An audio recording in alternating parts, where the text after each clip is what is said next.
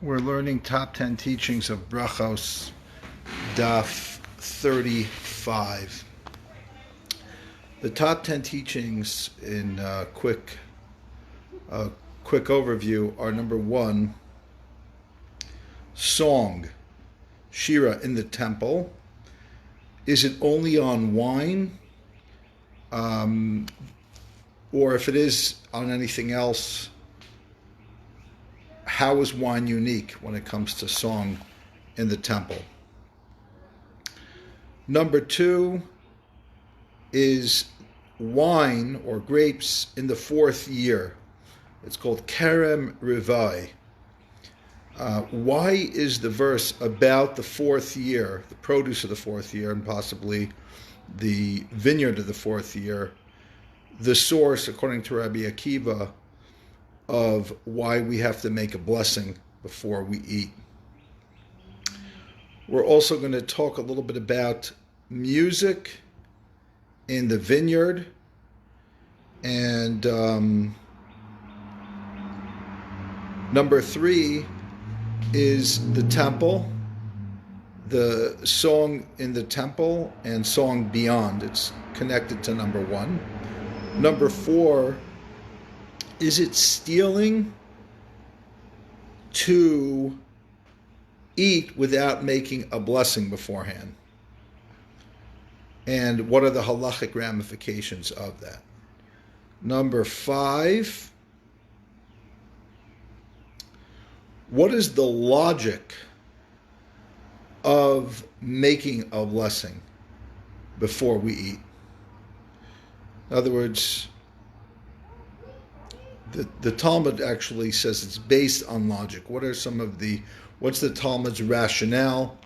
What status does something that makes sense, that so to speak logical, get? Does it get a biblical or rabbinic powers?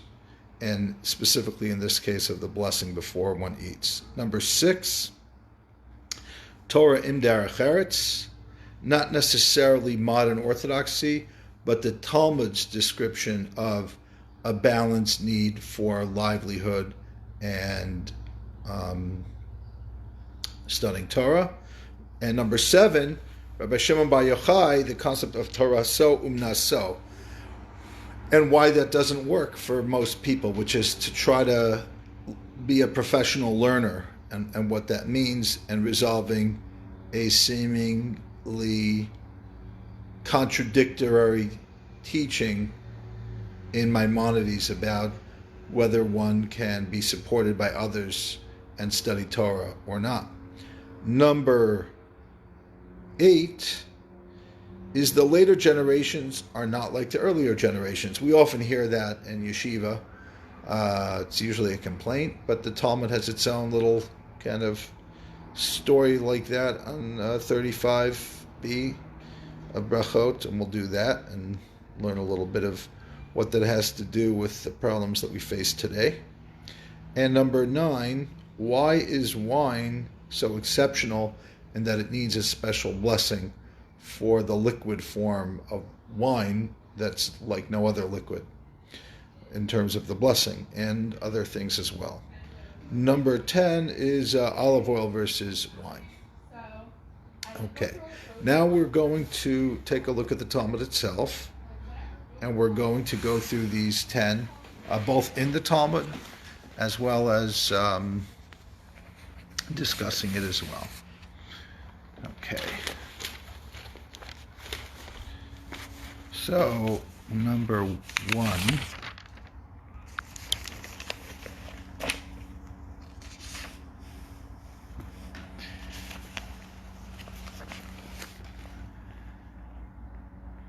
and I just also wanted to acknowledge that through the course of this teaching, I'm going to be talking a lot about wine and what makes wine so special, whether it's for celebrating Shabbos or Yontif, making Kiddush, why the Gemara uses it as such a touchstone for what spiritual service is supposed to be like in the Beis HaMikdash, and today, and for the source of blessings, and wanted to dedicate that to my good friend Binyamin Kantz, who's, I don't think he has Facebook, and I didn't have time to call him and tell him about this. I'm going to send him a link once it's done, and he can watch it then, who taught me a little bit about wine and makes a fantastic wine out of his farm in Santa Cruz, California. And also my good friend Gabriel Weiss, who together with his brother and family makes also very good wine in California as well, and is a friend, and just wanted to thank them for showing me a little bit about wine and teaching me about how something physical like wine can be used as a mitzvah to make kiddush with. I mean, we all know how to buy a bottle of wine, but some people actually grow that wine and really mean it. L'shem Shemayim. So before I do number one, I'll just read the Mishnah. The Mishnah says, Ketzim Mevarchim al Aperos. What's the blessing for fruit? And it distinguishes al Peros Ilan, the fruit of the tree, who Omer Bar Pia Eitz. You make a ha'etz. Obviously, you have to say the whole blessing, Baruch Atah Hashem Elokeinu melech haolam, Bar Pia Eitz. Chutz ben hayayin. The exception is wine. It's interesting because that would imply that you'd make a ha'etz on juice, except for wine, which is unique. Shal hayayin hu Omer Bar Pri hagafen. On grape juice or wine, you make a special blessing who creates the fruit of the vine. By the way, we do in fact make a shahakal on liquids, although it's a conversation between the Bavli and the Yerushalmi, and I think there's like 3 people who actually make a ha'etz on fruit juice, but 99.99999% of people just make a shahakal on fruit juice, other than grape juice, where they make the bar piagafen, and wine, of course. On produce, which literally means fruits, but it means things that grow in the ground, like a turnip. You'd make a bar piadama, chutz min pas, with the exception of wheat. The wheat is not a tree, and you don't make hadama on it. It's a stalk, I guess, or what? It's a grain. I don't know what you call it in terms of the way the thing it grows on is a stalk of wheat. Shal hapasu omer hamotzi lechem benartzi. You make a hamotzi on bread, brings bread forth from the ground. Val hayirakot, on vegetables, let's say like a cabbage. Omer bori pri ha'adama. You make a hadama. Rabbi Yehuda omer bori mine deshayim. Rabbi Yehuda makes more distinctions in terms of specific types of vegetables. So he would distinguish some from others, and he'd make another blessing called the bore mine desha. Deshayim is herbage. Okay, now we go to number one, which is this idea of that ain't Shira, that there is no song except on wine. Okay, so let's take a look at that in the Gemara. So the context is, the Gemara says the following. The Gemara asks, Minahani Mili, how do we know that you have to make a blessing before you eat food? The Tana Rabbanan, it was taught in a Braisa. Kodesh Hilulim Hashem. The verse tells us it should be sanctified Hilulim. Now that's an interesting word. We're going to talk a lot about that. It's something to do with praise.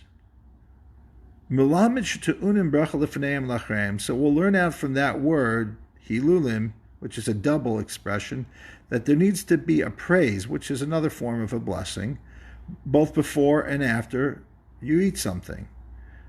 Mikan Amar Rabbi Akiva. Based on this, the great sage Rabbi Akiva says, Asur la'adam she'itom klum kodem she'ivarach. It's prohibited for a person to taste food before they make a blessing for it. Now, just an interesting thing to note is, what is this word asur, forbidden? We'll come back to that later. Now, the Gemara asks right away, V'hai kodesh hilulim mahachi hudasa, does this word, the kodesh hilulim, it's a holy of praise. Is that word hilulim specifically available for this drasha? We need the hilulim, which I told you is a double expression. Chad, we need it for two things. One, it's talking about the fourth year. The first 3 years, when a person plants a field, the produce of the first 3 years are called arla. And arla can't be eaten. There's a meaning behind it. The fourth year is called rivai, which comes from the word four. Now, the difference is that in Israel, the produce of the fourth year, you would take it and you'd bring it to Jerusalem. That was the Torah said to do that.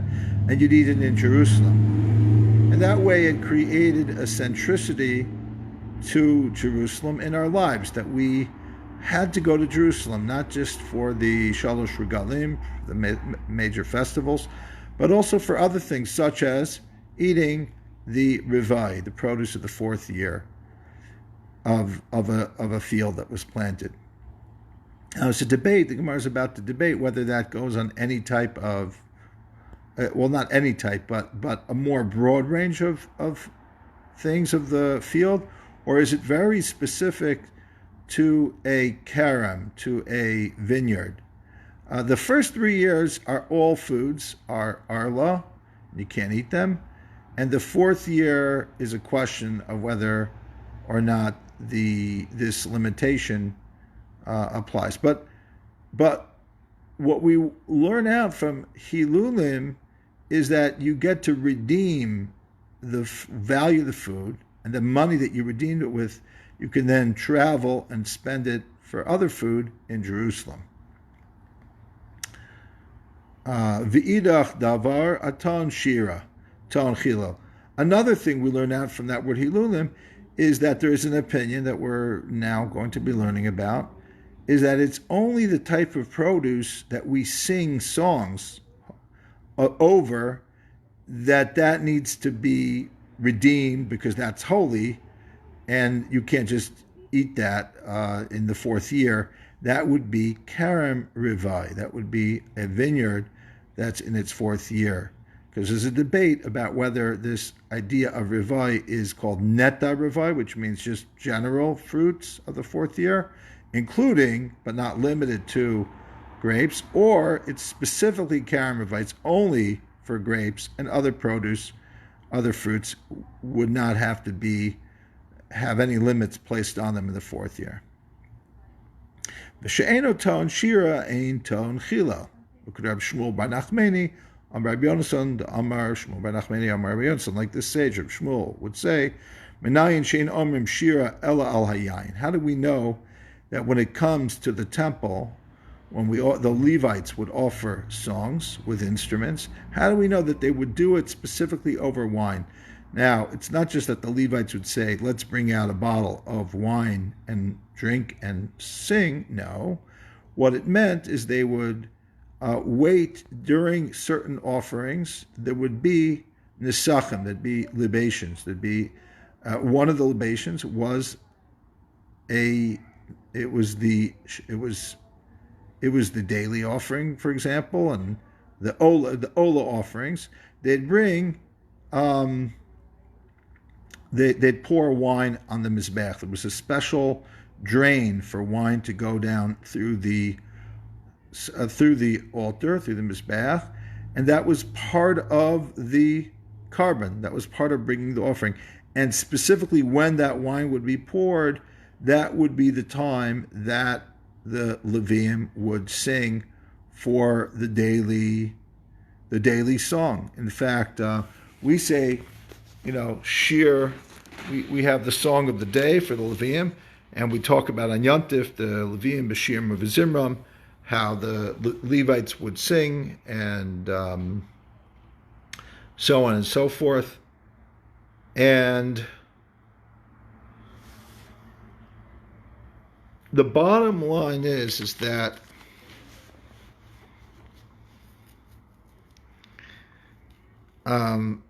singing was very important in the Beis HaMikdash, and wine was very important, significant in that you had to, the Leviim, there's a whole discussion, primarily in the Gemara in Erechin, centered around Yud Aleph in Erechin, that talks about the song of the Leviim and the wine that was poured, and the value of song. 10 different reasons are brought of why singing needed to be sung in service, and why specifically for the wine. Another very significant part of, I'm going to make references a little bit to these other sections of the Talmud, but God willing, hopefully one day, I'm not planning on doing this this top 10 teachings on all the tractates, but hopefully some of the Masechtas that are more interesting to me or more available for me to be able to do this, such as Sukkah, I'll be able to talk to you about a great discussion there about if Ikar Shira bepeh or Ikar Shira, whether the main song was singing with the mouth or it was Bekli, it was with the instrumentations, and that's discussed at great length in Sukkah and also in Erechin. It has its Nogea here a little bit as well. It has a little bit of relevance here as well. Let's delve into this a little bit deeper. There's right away, there's Rashi and Tosos on this. Rashi says the following thing.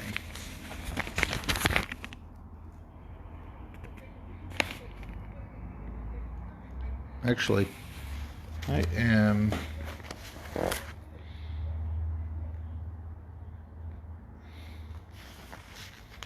Rashi says,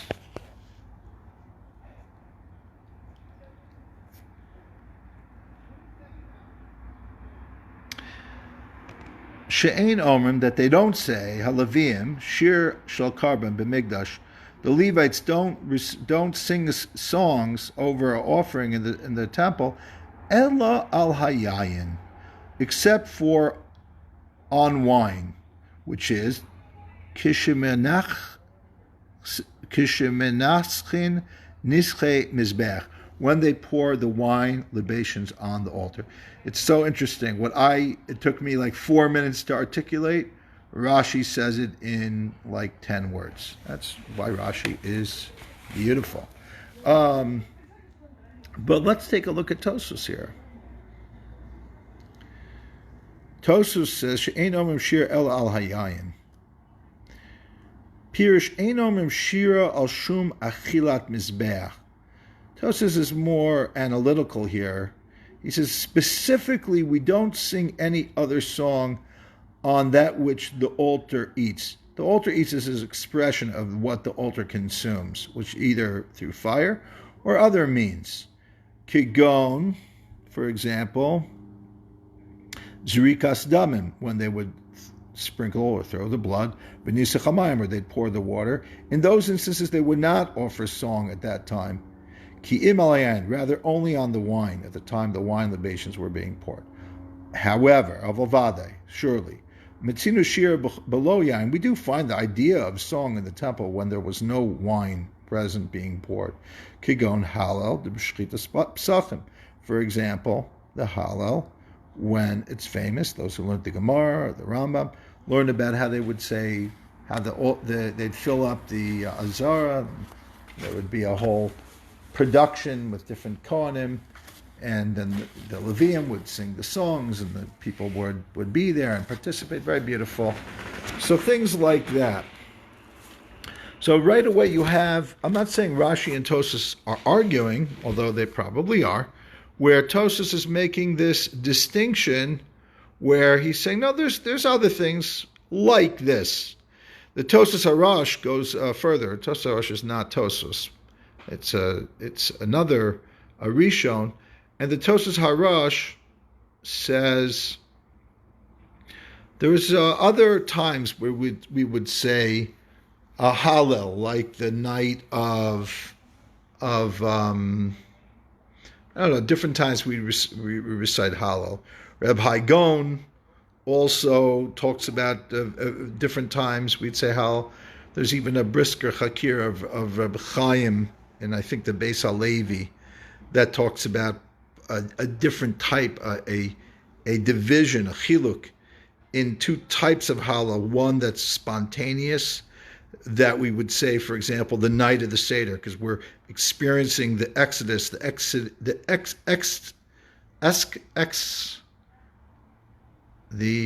I'm getting tongue-tied because I'm getting older. Me and Biden, we can't say everything we're thinking anymore. I feel bad for that guy because I see myself heading in that way. Ecstasy. The ecstasy of the Exodus brings people to sing. Okay. However, there are other times where we're obligated to say Hallel on the whatever it is, the 17 days that you're obligated to say Hallel, or is it 18? I don't know. See, me and Biden. And there, the concept is it's more of a sipur. It's like it's the words rather than the song. Okay, so there's nice brisker chakiras over here.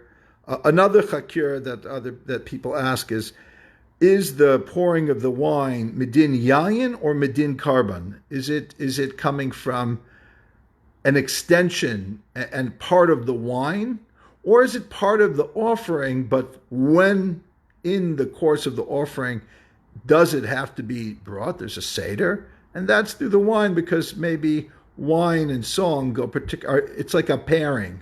We pair the wine, or is the wine the real reason? And that makes a chiluk. That distinction makes a difference and would answer certain questions of certain Rishonim and how what reasons they give would make more sense by that explanation. Okay, let's talk a little bit about wine. Why does God like wine? Well, let's take a look at the Gemara. It seems God likes wine. Some people also like wine. Okay, let's see why God likes wine. So the Gemara says,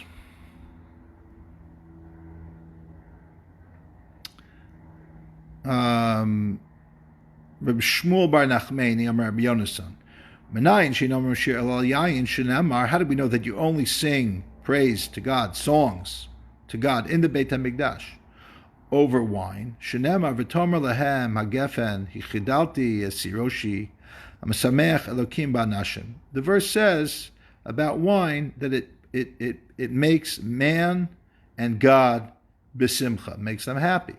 Now the Gemara asks a very simple question. Im anashim misameach. Okay, people, we get it. People like wine. Some of them get happy. Elokim b'mem misameach. How are you making God happy? Obviously, the answer is mikan she'enomim shira ela al hayayin. Clearly, the way God becomes happy is when we sing His praise. So we are happy because of the wine, although in theory we're not actually drinking the wine. But in general, the association is wine makes a person human. It's like saying, I'm going to make one of my kids who's really young happy on a vacation. Why? Because I'm going to go to California and take them to Disneyland. I don't need to go to Disneyland to be happy.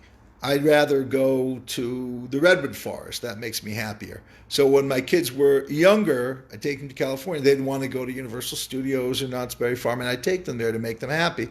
And then they're happy for that reason, and I'm happy because, it's California. They're gonna go to some beautiful places in nature. So lahavdil, not to compare me and my kids to God and us, the rest of us. God, we're happy with wine because we're like, infantile compared to God. And God is happy when we sing His praise. Now, you might ask yourself, why does, now I understand, we like to be praised. If somebody, if you're serenaded, that's like, oh wow, that's like, it's not just praise with like words. Somebody took the time to make a melody to like sing your praises. Wow, that's great. But it still doesn't really make sense on a simple level for God to be needing our praise. But the answer is that God, Habocha b'shirei David Avdecha, He chooses to become fulfilled on some level, even though you can't fulfill God. But that's what He chooses. Habocha b'shirei David Avdecha. He chooses the song of David, His servant. So in that sense, this is a whole foundation of Kabbalah. And one of the whole purposes that I give the Shira is to show you, I'm not saying all of Kabbalah and all Gemara are the same. They're not the same. But there's so many places in Gemara and Kabbalah where there's a common theme. They come out differently. They're spelled out in different ways. Here's one of the common themes. And we're going to find this in 100 places in Shas, which I don't have a photographic memory. If I did, I'd be able to, and I had an hour, I'd go through all the different places. But off the top of my head, right, I just did one of the more famous ones, is that what in the end of Sota, it talks about how in the exile, God gets nechama, so to speak, or he feels better, or there's something good about the fact that in the synagogues we praise Him, and we say Kedusha de Sidra and Amen Yehesh Me'raba on Agadata, which basically is a form not so much of song, but of similar to song. It's praise. We're praising God. We're acknowledging His greatness, and we're talking about what the grandeur of Kedusha, so to speak, which is what Kaddish and Kedusha are all about. Are the sanctification of God on earth, on heaven, and through the angels, through the temple, and so on and so forth. So in that sense, that's what God wants. God wants us to serve Him, and He wants us to serve Him through song. The Gemara in Erechin makes it very clear with 10 different rayas of the power, including in the 10 Commandments, including in Parshas Naso or wherever, like that God is looking to be served through song. Songs of praise. And to some degree, we, Ivdos Hashem b'simcha, right, serve God with joy, or one of the verses that's actually brought in Erechin is Tachas asher lo avadas Hashem, because you didn't serve the Lord your God b'simcha over tuv leva, with joy and goodness of heart, and the Gemara interprets that to mean song. That what you know, it could be Torah, but it makes more sense to say it's going on song. That's b'simcha over tuv leva, because if a person is in a good way, is joyful, right? What's the famous Avram Fried song, or Mordechai ben David, is doch mashma from Rashi, as to zingen a nigun ken a yid, I don't remember the exact words. To sing a song that you can only do when he's b'simcha. It's this Gemara, basically. I mean, it's not right in this Rashi here, but that's basically, maybe it is. Maybe I wasn't medayik and Rashi enough. But that's basically the concept here. The concept here is that there's a physical human experience that the equivalent of what that is on a physical level, when we transform it into a spiritual, in this case, songs of praise during the service by the Levium, with Beshira, Muvazimram, with their singing and their instrumentations.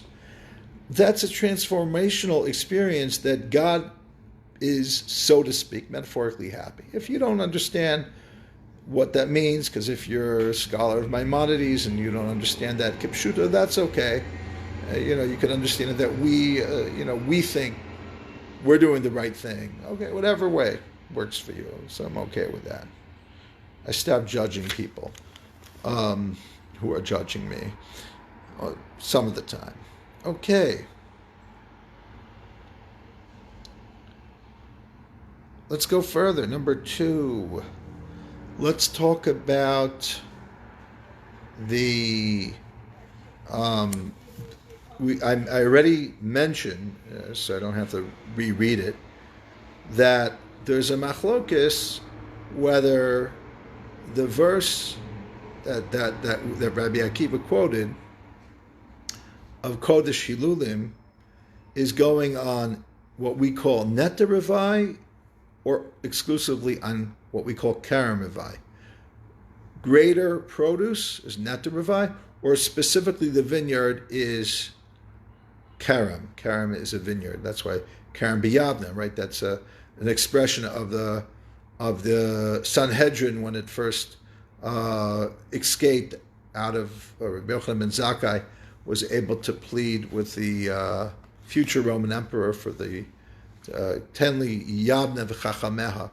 The sages were called the vineyard of Yavna. That had to do not with a physical vineyard, although maybe there was a vineyard there, but it actually had to do with the rows of the benches that the Sanhedrin would assemble on. So Karam, the word vineyard, and the yeshiva have ever since then become interconnected. But if the truth is that occasionally I get a phone call. One of the things we don't really learn in smicha, and I'm going to make sure to have a special shir for my advanced smicha students who already have 1 or 2 or 3 smichas, but are now working on the second, third, or fourth smicha in a program that we're running, is to make sure they know the laws about produce outside of Israel. Of course, a lot of people spend a lot of time with produce in Israel. Chumos, Maisros, Shvius, right? The Shemitah year. And what about in the United States? Well, we don't have Chumos and Maisros outside of Israel, but we do have certain things. We do have, actually it's not so simple. It's really not so simple. All these things are just, you have to learn what it says. So what we're talking about here is the 4th year, what we call Nata Revai. So right away, off the bat, there's a machlokus between the Tosfos and the Rambam. Let's look at the Tosfos here. The Tosfos says the following.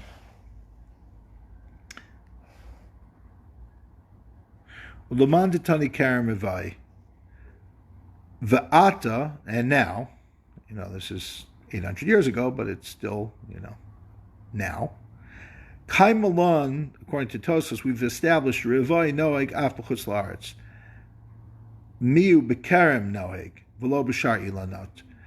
That we still have these prohibitions around the growth of the 4th year, but not by any tree, just by vineyards. Because whoever is lenient when there's a lenient opinion in Israel, even if the law is not like them when it comes to the produce of Israel, the law will be like them with the produce of Chutz La'aretz. The Karam Revai bisman hazeh mechalin al shava pruta. Even what do you do with the very valuable vineyard, where perhaps the produce of that vineyard could cost you tens or hundreds of thousands of dollars? To give up another year would be very hard. So what you do is you take a coin and you say, this is, to redeem this. It's in the place of that. And then you take that coin and you throw it into the Yam HaMelech, is an expression, into the sea, so nobody could get to it. So the sanctity now is transferred to the coin. That in theory, if you lived in Israel, you would and you lived in the time of the Beit HaMikdash, you would actually redeem it for its actual value and go up to Jerusalem and use that the coinage, the money that you used to redeem it, to buy a new food and consume it in Jerusalem.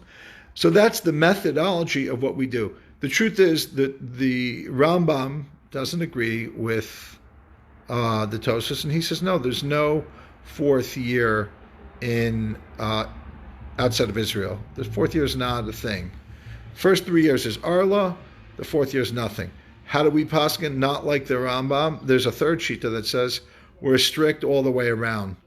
The 4th year is the 4th year, in Israel and outside of Israel, not just for Karam Revai, for vineyards, but Netta Revai, for produce in general. What do? You have to redeem it, as the Tosas just said. Okay, so that's a little bit about this Karam Revai and Netta Revai. Now let's go to number 3, which is back to the idea of music in the temple and beyond. So I just want to share with you, in this discussion, there's an interesting Rashi, and Rashi just says, see, I said number 2. So Rashi says, below, one of the reasons why this word isn't available for the drasha of Rabbi Akiva is because it's needed for something else. And Rashi says, below darish mehacha davar detain hilul toin chilul. I'm sorry.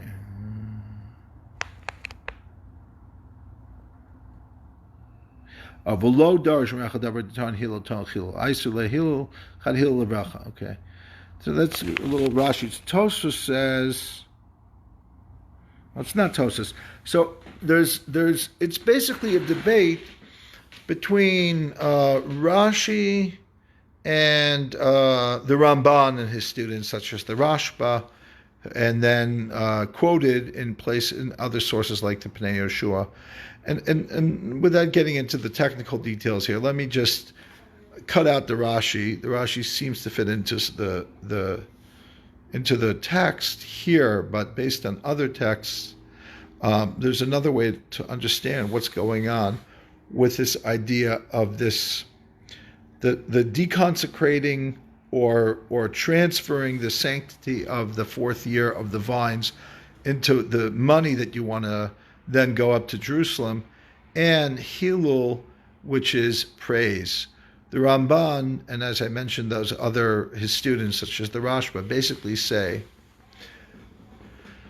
that when you would go in the 4th year into your vineyard, you would bring instruments and you'd play like a concert. It sounds like something that would be in a Medrash or Yerushalmi. I don't think they would just make that up, but I don't know. I haven't had a chance to actually look it up. The closest I got to look is I heard this in a tape from Yoni, a rabbi in Woodmere, Rabbi Yoni, forgetting what his last name, he teaches in Eish Kodesh, Yoni Levin, I think. But anyway, I didn't have a chance to look it up, and I just heard him quoting a Ramban. Sounds fascinating. And it reminded me of something Binyamin told me. So let me just I'll find this Pnei Yehoshua. Kasav Harash Bazal b'chidushav lo she'osis mischalfos hei b'ches ela she'achilu gufa zeh hu hilulim, that in the taking like taking the fruits and redeeming them, that is where the song is. I want to add on to the Rashba. Besides for the mitzvah of redeeming it, Shayach Be'od Hilul, it's also connected or related to the idea of songs of Birchas HaMitzvahs, Hachilul, the blessing of the mitzvah of the redeeming it. In other words, it's like, why are you singing? Because you're grateful that you have this, and because you're doing a mitzvah of being able to transfer the spiritual value into a coin or coins, and then you're able to use those coins when you travel more lightly to Jerusalem, and that's a mitzvah. So you're doing a double mitzvah. You're able to then redeem something, so then you don't have the difficulty, so to speak, of having to bring the physical fruit into Jerusalem. But you now also did this redemption process, and you can go travel easily to Jerusalem and spend the money there on food items there. Kisa lahedya b'poskim. V'chein mavur gamkein lahedya b'Yerushalmi b'Shmaitin. It's clear in Jerusalem Talmud. Yesh smach l'berachas hamitzvos min Torah. Because, by the way, in that section of Yerushalmi, it juxtaposes this section that we're talking about, the source of Birchas Hanenin, of bracha lefaneh, a blessing before you eat, to making a blessing on mitzvahs. Mikra ve'etn l'cha es luchos ha'evan v'atorah v'mitzvah v'nakash mitzvah l'Torah. We compare a mitzvah to Torah. Ma Torah to una bracha. Just like when you study Torah, we already learned in Brachos. There's a raya that you need to. Some people even hold it's midaraisa that it needs a bracha. Af mitzvah to una bracha v'imkein maksha hachu shaper nehid ashkan chilul shal bracha benet derevai hanim mishum birchas hamitzvos shehem chay olam haba. Okay, that's more than we need to do. But let me just share a little bit with you. Why, when I heard this, I said, I have to dedicate this shir in honor of two of my winemaker friends. And this is something that I thought of Binyamin. Binyamin told me, because we talk a little bit about wine, a little interest in wine, not just to consume it, but a little bit more than just that. And we're having a conversation, and Binyamin told me the following thing.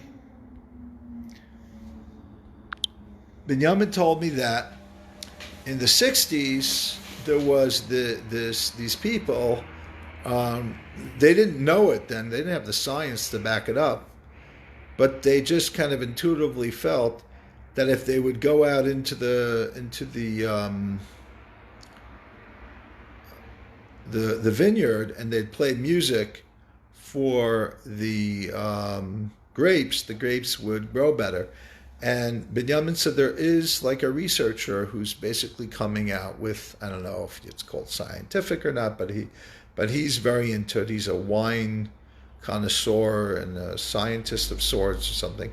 And he's really talking about the connection between music and the growing of the grapes and the drinking of the grapes. So the way it was described, at least the way I heard it, is they'd go out into the field and there'd be grapes in the vine and they'd start playing all of these different instruments and singing. And then eventually the Gemara talks about how they would, have sacred song in the Beit HaMikdash, specifically when the wine was poured. What I'm hearing from the concept of them going into the fields and playing is the simple explanation is they simply are grateful, and we express our gratitude through joy and music. But maybe, arguably, the way the grapes grow better is music. I mean, it's a chiddush. It's Binyamin's chiddush, or this other guy that Binyamin was telling me about, that somehow the grapes grow better when they're listening to music, not just the people. And then, of course, wine is more enjoyed, not just by humans, but by God himself when there's music. He's not even into wine per se. He likes the music that goes with it. So, okay, so that's a little bit about number two. And number two and number three. That was number three, actually. Number four is it stealing to eat without making a bracha? So let's take a look at what the Gemara has to say about that.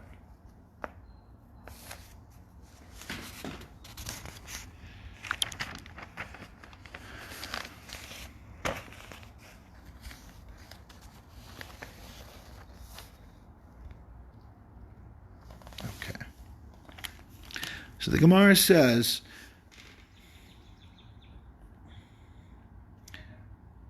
the Gemara asks a bunch of questions, and it can't answer them, where it tried to originally prove that you need to make a bracha before you eat from this verse that we talked about, the fourth year, the Hilulim, the praises. And it fails to satisfy all the questions that are asked.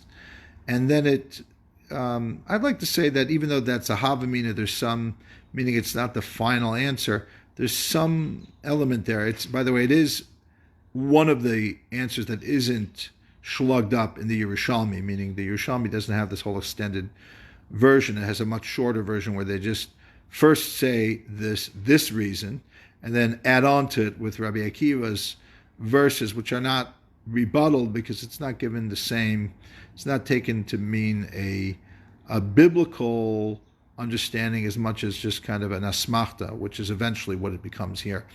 The Gemara says, Ella svarahu. The answer ultimately is to satisfy all the issues we have with the holes in the proof text that we were bringing before, that it's logical to make a blessing before you eat. And asur lo adam sheyahana min ha'olam hazeh. It would be forbidden for a person to benefit from this world below bracha without making a blessing. Tana Rabbanan. There's a brisa, or Tosefta, that says, asur lo adam sheyahana min ha'olam hazeh below bracha. It's forbidden for a person to benefit from this world without a blessing. V'chol hanana min ha'olam hazeh below bracha. And whoever does that, mal is as if they took a sanctified item that belonged to the temple or temple treasury, and they use it for personal use. My takante, what's the way they can fix that? Yelech etzel chacham, go to a wise person. The Gemara says, Yelech etzel chacham, my avid. What's the wise person going to do for them? They already made a mistake. The person did something that was forbidden. Best to avoid making this mistake, go to a sage, learn what the brachos are, and through being taught and learning, that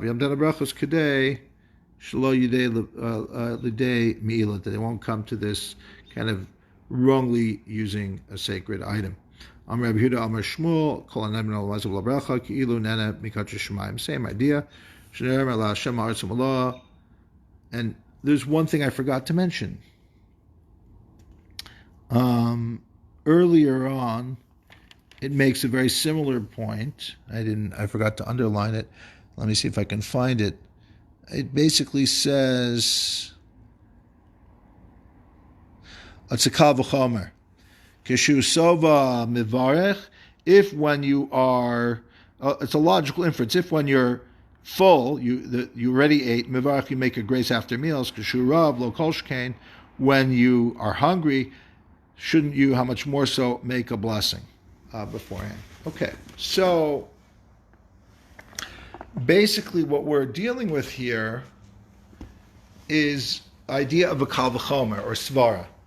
So the interesting thing is what's the status of a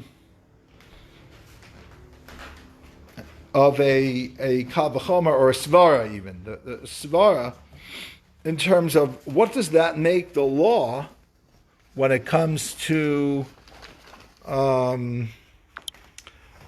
when it comes to a bracha, what does that make it? Does a bracha now become a biblical imperative to make a bracha, or is it just rabbinic? So interestingly enough, mostly when we're told svara, when the Gemara says menahan immediately, when it says how do we know something, and the answer is svara, it's a logical thing, that makes that logical thing have a din d'oraisa, it can be considered a biblical law. And kal v'chomer also, when we use the power of a kal v'chomer, it's also a deductive reasoning. It usually has, not always, but often, more often than not, it is a biblical, it's considered biblical, meaning we don't need a verse. Not everything needs to be a biblical verse. Again, logic doesn't mean rationalism becomes Torah. It means the Torah is like certain accepted logic within the framework of a Torah situation take on the status of a deoraisa. So the question here becomes, what is this?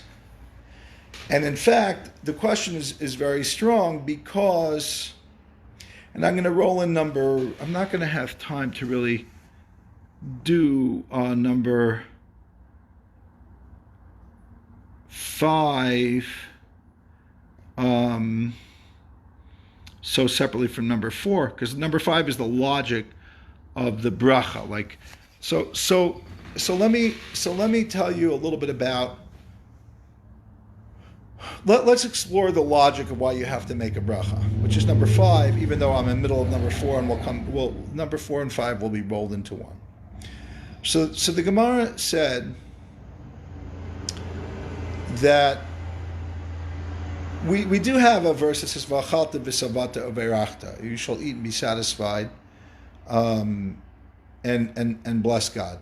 Now the truth is that verse of eating and being satisfied is understood to not really mean all foods. It's understood to be foods such as bread, possibly mizonos. Okay, let's say it is, but it's not talking about certain other things. And therefore, the Gemara ultimately doesn't rely on that too heavily, because it also just says, it's just, how could you benefit from this world without a blessing? It would be wrong. It brings these proof texts that the whole world is God, but yet we also have other proof texts that say God is in God. Hashemayim Shemayim Lashem Ba'aretz Nasan L'Bnei Adam. God is in heaven and He's given us earth. How do we reconcile it? So the Gemara says one is before the blessing, it's all God's, and one is after the blessing. Once we've acknowledged and thanked God, then we can access the food item. So what it could be is the following.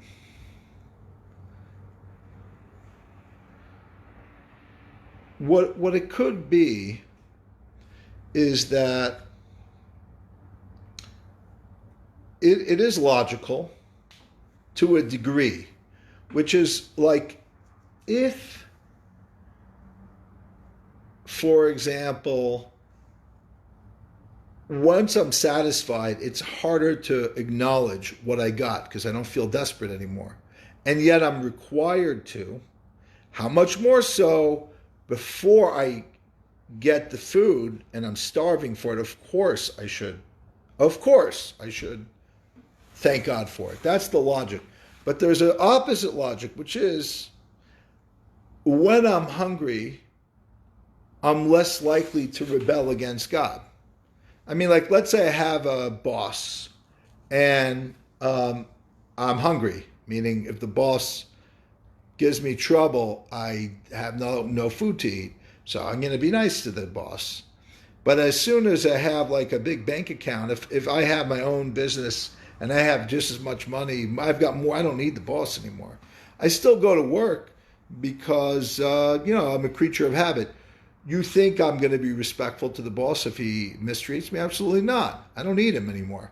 So the Torah is telling us, even after we're satisfied, and the human nature is after we're satisfied, to not thank God or anyone, So therefore, perhaps there's a reason why the Torah tells us to eat and be satisfied and then thank God. Meaning, of course, we know before when you're hungry, you're desperate, you're naturally talking to God. Okay, so that's one kind of like weakness in the Kal V'chomer, which is saying there's a logic to it, yes, but there's another counter logic to it. In other words, it's not a foolproof logical inference that there's no question on. It's a very good idea, but there's also some good questions on it. Now, usually having a question on something, the Gemara will raise it. The Gemara is not trying to create a problem here because perhaps it doesn't want to argue with the concept of saying there should be a blessing before you eat. It's not saying it's biblical. In fact, all the other majority of Gemaras seem to indicate that the blessing before food is not biblical. So we already learned, let's say a Balkari is somebody that wouldn't study Torah, not anymore, but at a certain point. But it says they could make the blessing after the meal, but not before the food. And things like that. There's a lot of things like that. So based on those teachings, we're going to say that the bracha is considered rabbinic, not biblical. However, there are some who seem to say that it's biblical, or others who seem to say that even if it's not quite biblical, it is on par with the biblical requirement, because the Gemara keeps using the word like it's like you stealing, right? However, so for example, let's say I'm taking a pill. I think Rabbi Willig talks about this thing, which I don't agree with him. I'll tell you why, but he has, of course, a good source to support himself with. And I don't agree because I want to be lenient and I have another source. But let's say I take a pill every morning and I drink water. And sometimes I happen to also be thirsty, but I'm primarily drinking the water not to quench my thirst. I'm only drinking at this moment because I'm taking a pill. That's the reason.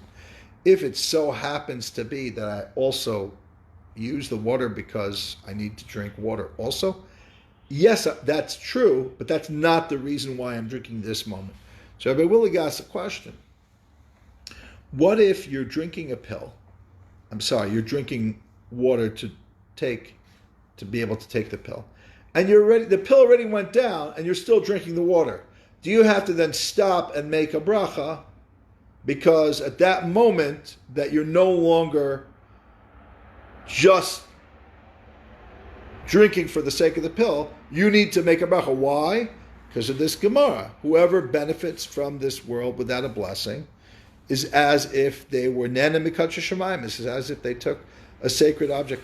And he says, yeah, I think he says you should. Like, you can, that moment that you can stop mid gulp, or as soon as it's down, you make a bracha and then continue drinking. I think once you set your drinking in motion, you don't have to literally stop the cup. It's the norm to me is that you drink whatever amount you took originally intended to get it down. You don't have to stop it mid drinking because now it's down. That level is unnecessary. But if not making a bracha is either a deraisa, right, or like you're stealing, I could see the reasons that Rabbi Willig would be correct. Other issues, and this is, I shouldn't say Rabbi Willig here, maybe he's unique for this chumrah, but the many earlier achronim, talk about, I think the Magen Avraham and Rabbi Kiva Eger talk about severe limits on the general principle that we're makel when it comes to safek brachas lahakel. That there are limits perhaps when it comes to, let's say, a onen who doesn't daven Shmon Esrei definitely in the beginning period of being an onen, but do they have to make a bracha? The simple answer would be no, they don't, because we don't do onen doesn't make a bracha. But a more complex answer would be, well, then they can't eat because they're stealing. So an onen would have to starve themselves. Or if they couldn't starve anymore, they could make a bracha. But they can't make a bracha, so they should drive themselves crazy.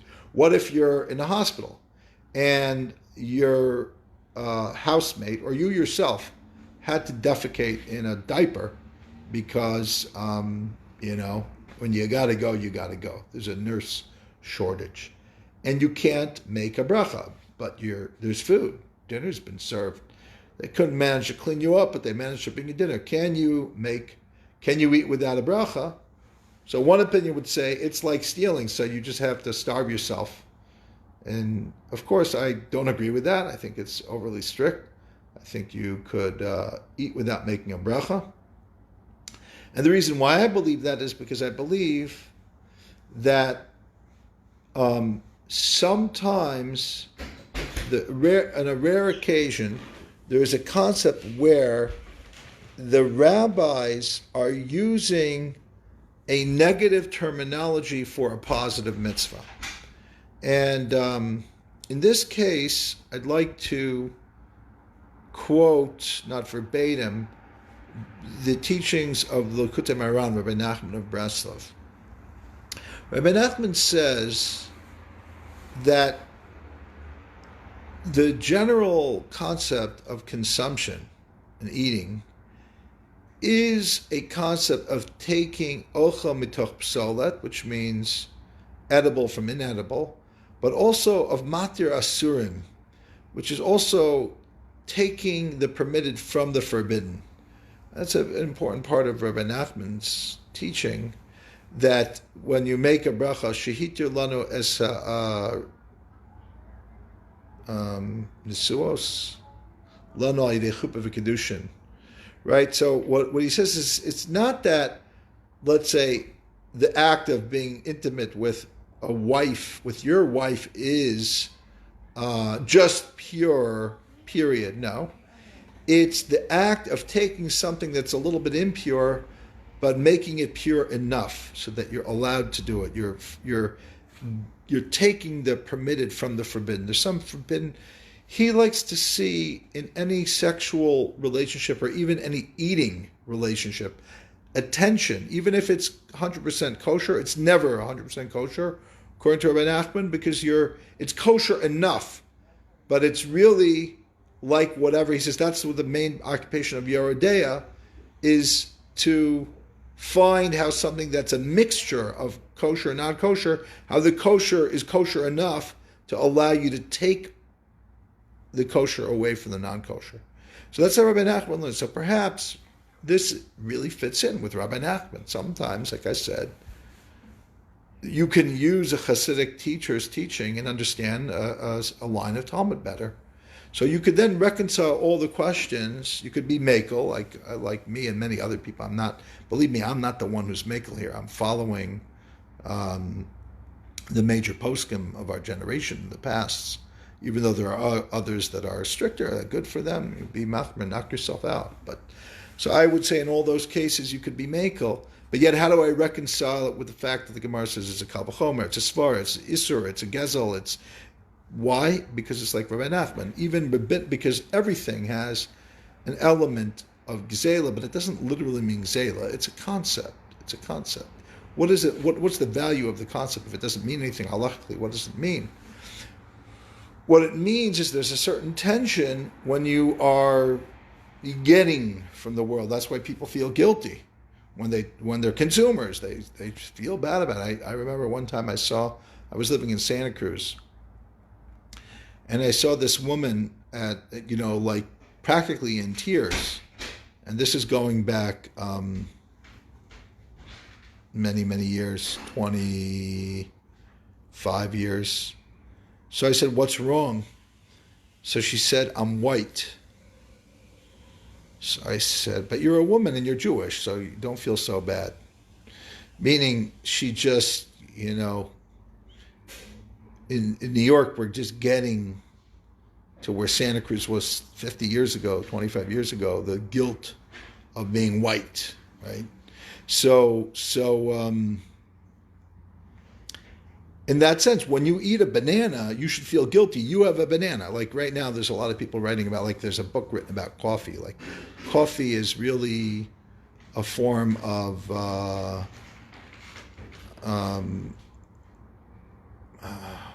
colonizing certain countries and oppressing the locals or something like that. I don't know. I mean, I didn't read the book. I read a review of 4 coffee books combined into one review in the New Yorker. Fascinating. I love coffee, so why not? So is there some truth? Yeah. That's maybe what the bracha is. When you make the bracha is, I don't know the whole story about how this got to my table, how the coffee in my cup got here. So maybe every time I'm consuming something, there was some farmer that was being exploited or something like that, or the whole system is wrong. So therefore, it needs I'm not addressing the essential thing because I don't know enough. I can never know enough. In other words, as long as you're guilty and you acknowledge your guilt, then you can get a free pass. That's what's going on in the world. I mean, right? So maybe what the bracha is, in a sense, is a way of like, there's something not 100% for whatever reason. Why am I eating and not that other person? Maybe that's your guilt. You know what the most guilt is? Somebody who had a little piece of bread during the Holocaust. That's the most guilt you could have. They didn't do anything. All they had is they survived on a little piece of bread that day. But they knew somebody else didn't have. So they could either share it and then live a little longer and then both die, or maybe be a little selfish and survive. Right? So that's maybe one explanation of why the brachot have a logic to it, but it's not Toraso. It's not an actual gzela. It's like Rabbi Nachman. Now we'll understand white guilt and so many other things with this insight of Rabbi Nachman. I see Gabriel Weiss is with us. We're also dedicating this learning in his schut for his making of amazing wine, the Shira wine. We're going to get back to some wine soon. We just did number 4 and 5. Now we're up to number 6, which is... Actually, let's stop. Let's do a little more about song. We did 3 and 4. And now let's do a little bit about song in honor of Gabriel. Gabriel's wine is called Shira, which means song. Now, I'm sure he knows it because he has a little bit of maybe a lot of a learning and Torah background. But this Gemara and others say that the main and actually the only, and with the caveat according to Toraso and so on, song is over wine, specifically when the libations were taking place in the Beis Hamikdash. So let's talk a little bit about the power of song and where it comes from. So I actually mentioned the Gemara in Erechin, which is the headquarters of the value of why song is so important. And in fact, so it says, Tachas asher lo avadatas Hashem Elokecha b'simcha v'tuv leva, that you didn't serve God with goodness and gladness, which is interpreted to be song. And what that means is that everything that we do, once we no longer have joy, which song equals joy, what then happens is we don't like it anymore. And once we don't like it anymore, then even if we do it, it's just a matter of time till it's just a routine that doesn't have meaning. And that is the reason why the Torah says all the bad things will befall us, because we don't have joy, because we don't have song anymore. So in a sense, it makes so much. Why did the rabbis institute that we should make Kiddush? Why should we sanctify Shabbos or Yantif on wine? We can, in theory, before the rabbis said you should do it on wine, you could just have done it without wine. The rabbis made us do it on wine. You could just do it with words. Say, Shabbos is holy, it's sanctified. And that the words alone would have been enough, but the rabbi said it's not enough. Why? Because if I don't enjoy the Shabbos, if I don't sing on the Shabbos and the Yantif, if I don't have Zmiros in the house, if I don't have a physical thing like wine that I enjoy, that I make part of the Shabbos experience, then ultimately I'm not going to serve God in the real way. So a lot of people say serve, and serve sounds like you're doing it as a android, like a robot. You're just mindlessly serving God. But it's the opposite. Serving has to be with joy. Joy has to be with music. Music has to be with wine. Wine has to be the elevating of the physical, the transforming the world around us. Not denying it as much as using it effectively and sanctifying it. So that's a little bit about Shira, about the power of song and the power of wine. And again, refer back earlier to number 1 and number 3 number 1 and 3 that I talked a lot more about wine and song. Now so thank you, Gabriel, and we're going to now continue with number 6, which is Torah im derech eretz. The Gemara tells us the following.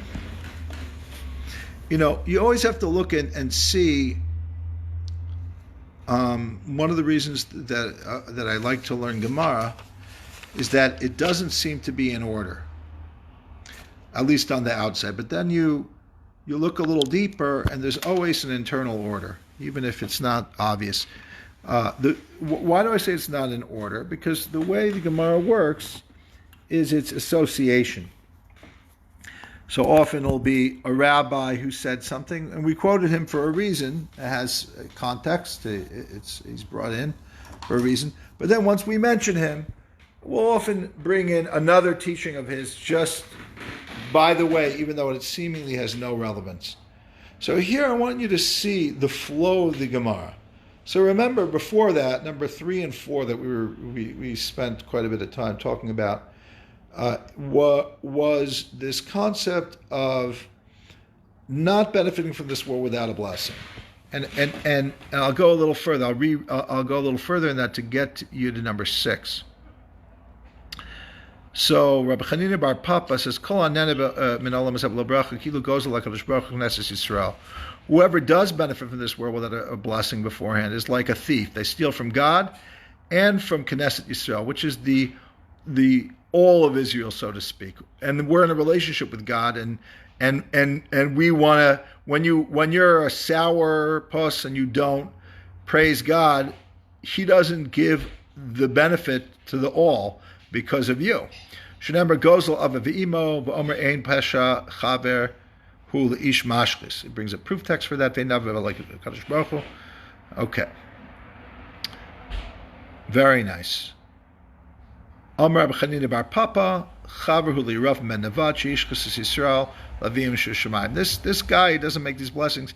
He's like that nasty king who created a counter temple so that he would divide up the tribes of Israel from Yehuda and the kingdom of David and the Beit HaMikdash. So, okay, we don't want to do that. Now, let's look at number 6. Rabbi Chanina bar Papa Rami Ksiv, which is about the Torah im derech eretz. V'lekachti degani be'ito. So, a verse that talks about Ksiv v'asafti deganecha. Is it God's bounty or ours? And lo kasha kam bizman shishol osim mitzvah shamakim, kam bizman de'en yishol osim mitzvah shamakim. It depends if we were doing God's will or not. A little further. Tana Rabbanan v'safta deganecha. So it's really the same thing. Like before, we talked about, is it ours or is it God's? Right. That was the last end of the page before, where it says, is it ours or is it God's? Because it says Lashem Aretz Maloach Siv Ashman Shorim Lashem Arsasan Levnei Adam. Is it God's or is it ours? And the Gemara says one is before the blessing and one is after the blessing. So it's really following that same line of logic. Like, well, is it God's or is it ours? Or, for that matter, another question. On the one hand, it says Vasaf Deganecha.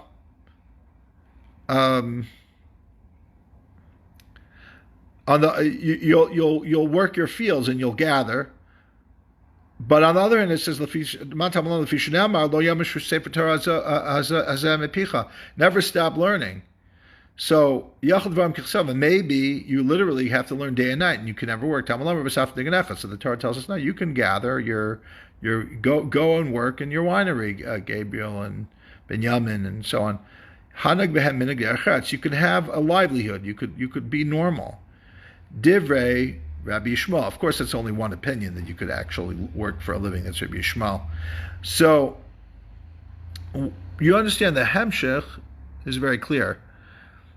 Is everything God or is everything you? Well, the answer is no. It's a little bit of both.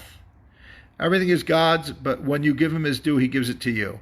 Or do you have to learn Torah all the time, or you could work all the time? No, you do both. So that's kind of the flow of the Gemara. It's a little deeper. I don't have time to really get into the depth of it. So Rabbi Yishmael says there's a balance, a life, work, study, Torah balance that one needs. And he argues that's number 7. Number 8 is he argues. I'm sorry, that's number 6. Number 7 is the other opinion. Then I'll explain them both, which is Rabbi Shimon. Rabbi Shimon Bar Yochai Omer Efshar Adam Choresh B'Shas Krisha B'Zereh B'Shas Riyah V'Kotzer B'Shas Ksira V'Dash B'Shas Disha V'Zorer B'Shas Haruach Torah Matahei Aleh. If we've got some farmers, Gabriel works in the farm, let's say. He's a winemaker, but he works with the farm, with the vintners. Not that he's a vinter, but he works with the people in the field. So if you know all the things you have to do in the field, the Gemara lists a bunch of them, where's there going to be time for studying?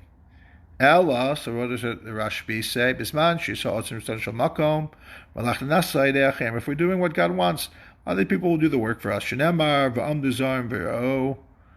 Other people will take your livestock and take care of it. If we're not doing God's will, we have to do the work, and then we won't have time to study. You'll have to gather your things. It's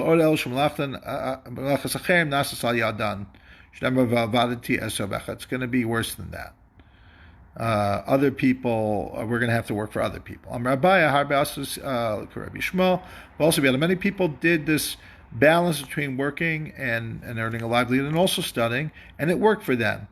And others did also be and they tried to just study Torah, and it didn't work. So, what's going on here with this debate? It seems like a debate that's going on until today. You have people want to study in Kollel, don't have an exit plan. They just want to study their whole life. Shifti bebeis Hashem, achzos b'noam Hashem, ulevake beichola. They want to just, they want to study their whole life. So I want to bring up a Rambam to kind of address this. The Rambam is most famous for basically saying don't ask for any community handouts. A person shouldn't teach. A person can't be a rabbi and demand a salary based on teaching Torah. He was very unpopular for saying things like that, amongst other reasons that he wasn't popular.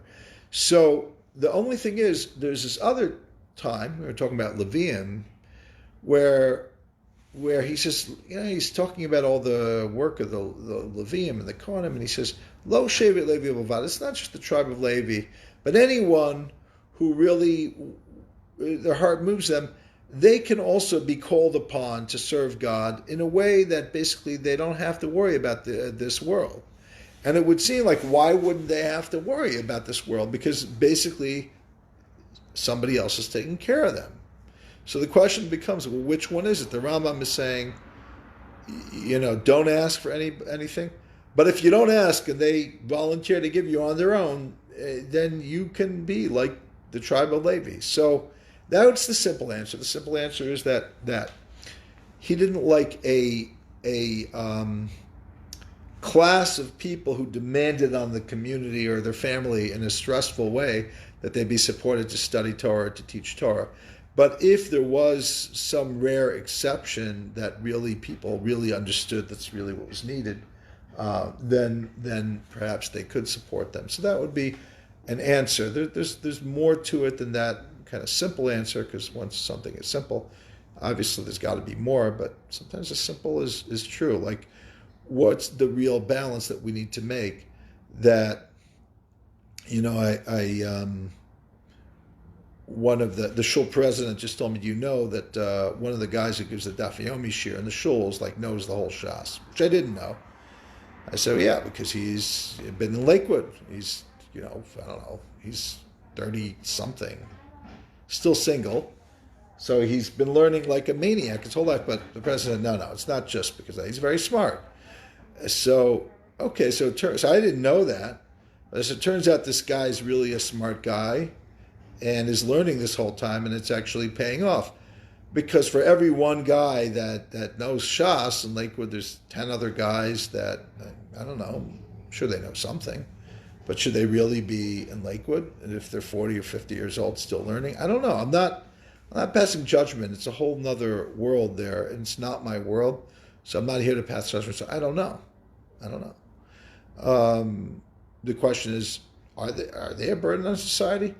Not if their father-in-law is paying for them. I mean, you have a lot of father-in-law. There's a lot of people out there whose father-in-laws pay for them, and they're not learning all the time. They have some job where they're making $25,000 a year, and the other $150,000 is compliments of their in-laws. So if the guy is only making $15,000 a year instead of $22,000 a year from the co, what difference does it make? I'm not here to judge, but I'm just saying this is something worth exploring within your own realm. That's not my realm, so I'm not going to get into it deeper.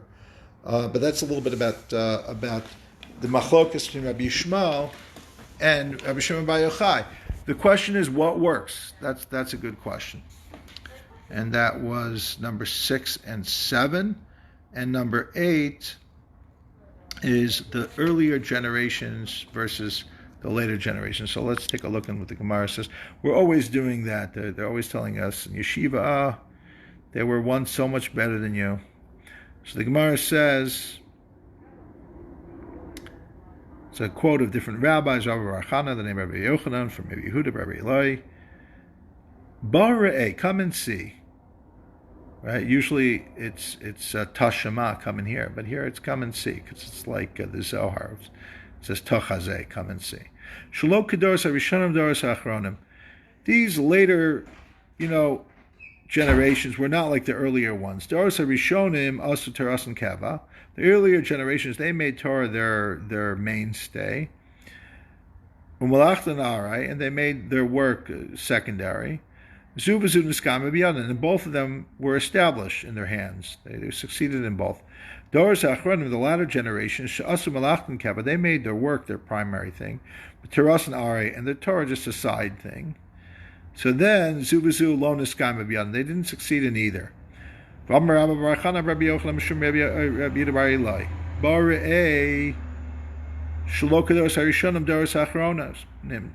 Another thing, a difference in the earlier generations from the latter. Doros harishonim hayu machnisim perasein derech tarak simon k'dei l'chayvim b'maiser. Doros hachronim machnisim perasein derech gagos derech hatzeros derech karfifios k'dei l'poter min ha'maiser. Similarly, an unrelated subject, that's just a distinction between an earlier and later generation. And I'm going to suggest that they're actually not unrelated. They are connected, and I'm going to tell you how. The earlier generations, there's a din, and we learned this earlier in Brachos, even though it doesn't really belong in Brachos per se. It was quoted earlier saying this is a simple halacha that you could learn about before davening, because we're not really afraid that you're going to get over involved in a debate about it, although it's not simple. Certainly isn't. So,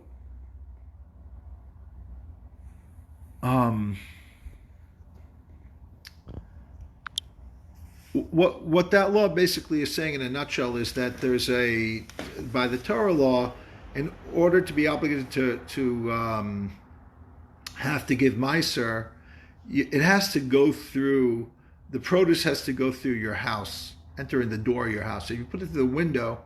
So then it's not mechuyev b'maiser. You can't just eat it, but you could nibble on it. There's a whole limud of why it's like that. So the question is, what does it have to do with this Gemara, with this? It's the same rabbi, so that's the obvious answer, but it's not connected. It's not like, okay, they had a loophole, we didn't have. We abused this loophole. But the truth is, it's not really an abuse, because it's permitted to have that loophole as long as you're only eating it derech ara. You're only eating it without making a su'uda out of it. So I think that's the answer. It has to do with the arai part of it. That the latter generations are always looking to make everything not just easier, but like not set. And I think that has a lot to do with what we're going through today. is that nobody wants to like actually invest in buying a book and reading it and taking notes on it. What we'd rather do is we want to hear the lecture while we're going to sleep. I can't tell you how many Torah lectures. I go to bed. I use Torah lectures as something to help me go to stay asleep. So it's like, great, I'm learning for 2 or 3 minutes, and then I'm just asleep. And I'm like, I'm happy I learned for 2 or 3 minutes, but it's not really, if all I do is use Torah recordings as a sleep aid, then it's going to show, because I never make Torah part of my keva. I never make part of like my real day. My real day is for working, and my like sleep part of my night is like while I'm 3/4 asleep, I'm listening to something for 5 minutes while I fall asleep. So that could be why those two ideas are related. Like, why did we not succeed? Because look at even our loopholes were based on not having kaviyut, not having a setness to what we were doing. So I thought that was relevant to myself, and I'd share that with you. And number 9 and number 10 are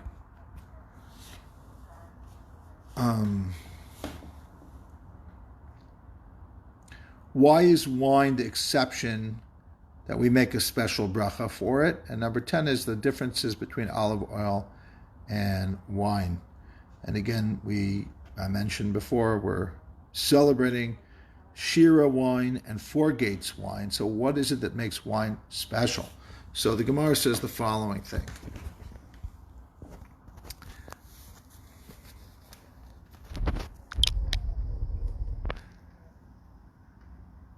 Maishna yayin. Why was wine different than other liquids? Are you saying it's because it changed for the better? Ishtani lebracha, therefore it also gets an upgrade in the blessing. Very shemen ishtani leluye. You can say the same thing about oil. It gets an upgrade. An olive turning into olive oil is better. Lo ishtani lebracha, but it doesn't get an upgrade in the bracha. Okay, and so the Gemara says maybe we should make a bari pi eitz zayis. Ella amar sutra. No, actually, it says we don't say that. And then it says Amar Marzutra Chamra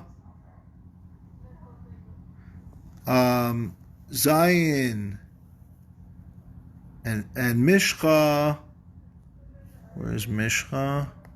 Lo Zayin. The difference is that there's a certain satisfaction or fullness that's obtained through drinking, but not through olive oil, through drinking wine, dafka. But the Gemara says a mishcha lo zayin v'tznan another ben amazon mutar b'mayim v'melech v'avinin b'mayim v'melech who. The Gemara asks a question. Ha chol mili.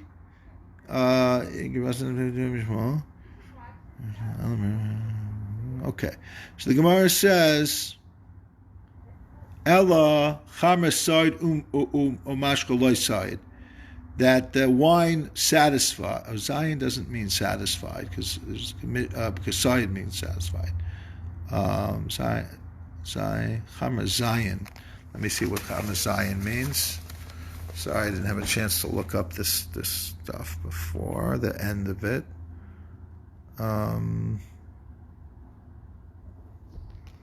Let's see.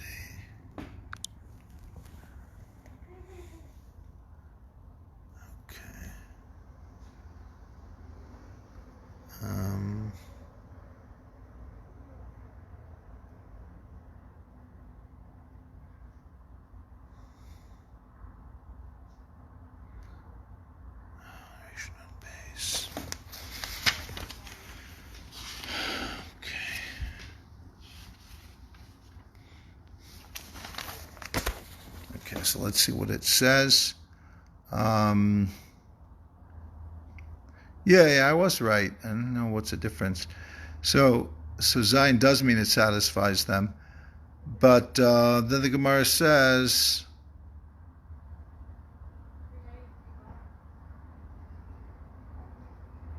that it satisfies him even more than that. It makes him strengthens him as well. And then the Gemara says olive oil doesn't do that, And then the Gemara talks about sometimes somebody would drink a lot of wine and still be hungry. And the Gemara says, yes, that's only if you drink a lot. But if you drink not a lot, it'll fill you up. The Gemara ultimately says, if wine is so filling, why don't we treat it like bread and make like a bracha achrona like we would for bread, like berachat hamazon, similar to that? The Gemara says something very interesting. The Gemara says, well, you could in theory, but there's a concept in Gemara called batlo date etzol adam. Nobody drinks wine as a meal. You kovei suda, you establish a meal with bread, not with wine. Although you could, and when Eliyahu comes, he'll talk to you about it, which is very strange. It's like the general principle has nothing to do with Eliyahu. Eliyahu is usually the one who answers a question that's difficult, take you. But here it's just about a very clear-cut halachic rule that's almost across the board, that we don't let an individual person do something that's different than the klal. Even if he does, it doesn't normally change the way the general perception of that thing is. And therefore, what does Eliyahu have to do with this? And I thought, as a joke, Eliyahu is the one who can tell you, because all he does is drink all the time. And he'll tell you whether it's a good idea, because he goes to every bris, he goes to all the seders, and all they give him is wine, and therefore he knows all about wine, and he'll tell you if that's a good idea or not to just be kovei suda. I thought that was funny. I don't have a better shot than the funny shot. Anyway, number 10 is a little bit about the differences between olive oil and wine, and ultimately the only thing that even gets close to touching what wine is olive oil. And if you think about it, it doesn't ultimately match up to wine because the improvements are not quite there. And people don't really just drink olive oil as a thing. They drink it, they dip it. So once it becomes batel, like to the bread, let's say you use olive oil, you dip bread in it like they do at a good restaurant. So it's now just part of the bread, even though it's delicious. It's probably just as good or better than the bread, but it's still part of the bread and it's covered by hamotzi, which goes to tell you that sometimes no matter how delicious something is, it's secondary, it doesn't get its own bracha. Wine is primary, gets its own bracha. Satisfied, special. You could almost be kovei suda on it, you're not quite, it's close. Eliyahu Hanavi will tell you about it, which means there's something in that weird person who does that quirky thing. And what's interesting is they both are brought on the temple. The Gemara mentions that on Lamed, Hayam, and Aleph. They both brought as part of offerings, right? There's the Nesachim, and there's also oil that's mixed into the various mincha offerings. And in addition, that oil creates the light of the menorah, and also represents when you crush something that something better comes out of it. So there's a lot in olive oil, but ultimately it's not about being crushed, it's about being transformed. And in that sense, the wine represents the greatest transformation. And let us all celebrate the beauty of the gift of Shabbos and Yontif with Shira and four gates, with wine, and with Hallel and Zmirot, and sanctifying the physical world. Thank you.